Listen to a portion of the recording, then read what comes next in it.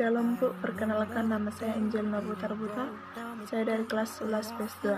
Saya akan menjelaskan tentang pertumbuhan dan pembangunan ekonomi. Pertama, pengertian pertumbuhan ekonomi. Pengertian pertumbuhan ekonomi yang dilansir dari Kemenku Learning Center, yaitu pertumbuhan ekonomi adalah kenaikan kapasitas dalam jangka panjang dari negara yang bersangkutan untuk menyediakan berbagai barang ekonomi bagi penduduknya. Secara umum, pertumbuhan ekonomi adalah sebagai proses perubahan yang secara berkesinambungan menuju kondisi yang lebih baik dalam kondisi perekonomian suatu negara. Ciri-ciri pertumbuhan ekonomi ada 3. 1. Meningkatnya produksi barang dan jasa. 2. Meningkatnya output per kapita. 3. Adanya perubahan pada sektor ekonomi. Faktor yang mempengaruhi pertumbuhan ekonomi. 1. Sumber daya manusia atau SDM. 2. Sumber daya alam atau SDA. 3. Kemajuan teknologi. 4. Tingkat inflasi. 5. Tingkat suku bangsa. 6. Sistem pemerintahan. Selanjutnya, masuk ke dalam teori pertumbuhan ekonomi. Teori pertumbuhan ekonomi terbagi 3. 1. Teori klasik. 2. Teori neoklasik. 3. Teori histori. Dalam teori klasik, tokoh pertama yaitu Adam Smith mengemukakan pendapat tentang pertama, pertumbuhan gross domestic product atau sumber daya alam, jumlah penduduk, dan persediaan barang. Kedua, pertumbuhan jumlah penduduk. Ketiga, adanya sistem persaingan bebas atau laissez-faire.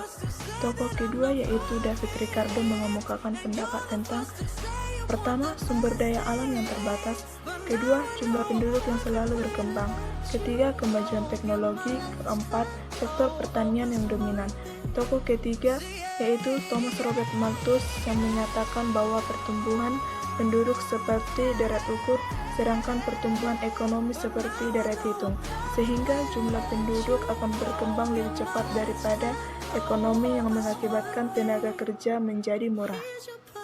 Kedua, teori neoklasik. Tokoh pertama yaitu Schumpeter menyatakan bahwa pertumbuhan ekonomi sangat ditentukan oleh kemampuan kewirausahaan. Teori ini menekankan pada inovasi yang dilakukan oleh para pengusaha, yang mana kemajuan teknologi sangat ditentukan oleh jiwa kewirausahaan masyarakat yang mampu melihat peluang untuk membuka usaha baru maupun memperluas usaha yang telah ada.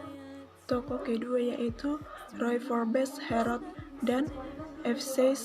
D. Domar menyatakan pertumbuhan ekonomi dipengaruhi oleh pertambahan modal yang meningkatkan produksi dan pada akhirnya menaikkan pendapatan nasional. Tokoh ketiga yaitu Robert Solow menyatakan pertama yaitu pertumbuhan penduduk atau SDM, kedua akumulasi modal, ketiga teknologi modern. Teori historis.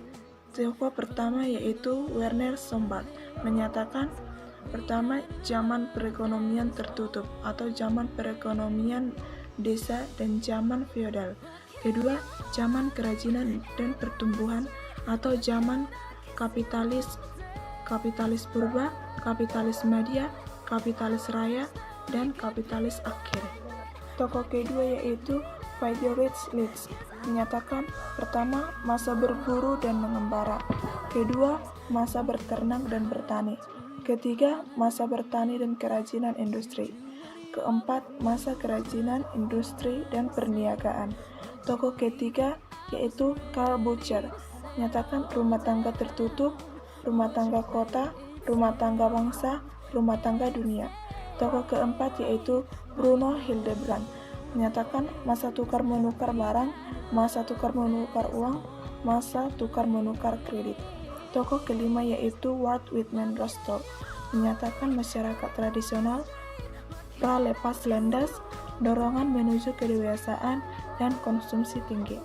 Rumus mengukur laju pertumbuhan ekonomi yaitu laju pertumbuhan sama dengan pendapatan nasional tahun X kurang pendapatan nasional X kurang 1 dibagi pendapatan nasional tahun X kurang 1 kali 100%. Perbedaan pertumbuhan dan pembangunan. Pertama, proses menuju kebaikan GNP. Kedua, terjadinya perubahan struktur ekonomi. Ketiga, adanya peningkatan kualitas hasil produksi. Keempat, adanya pemerataan pendapat. Kelima, terjadinya kenaikan pendapatan per kapita. Keenam, adanya kenaikan jumlah hasil produksi barang dan jasa. Melalui Undang-Undang 25 Tahun 2004, RPJP atau Rencana Pembangunan Jangka Panjang merupakan penjabaran dari visi dan misi yang dijabarkan Bapak Presiden, di mana jabaran tersebut dilakukan 5 tahun ke depan.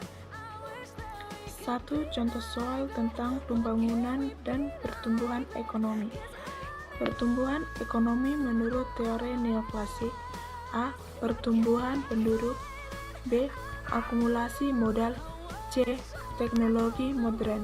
Pendapat di atas dikemukakan oleh A. Roy Forbes Harold, B. S.C. D. Domar, C. Robert Solow, D. David Ricardo, E. Adam Smith. Jawabannya yaitu C. Robert Solow. Demikian Bu penjelasan saya tentang pertumbuhan dan pembangunan ekonomi. Terima kasih Bu.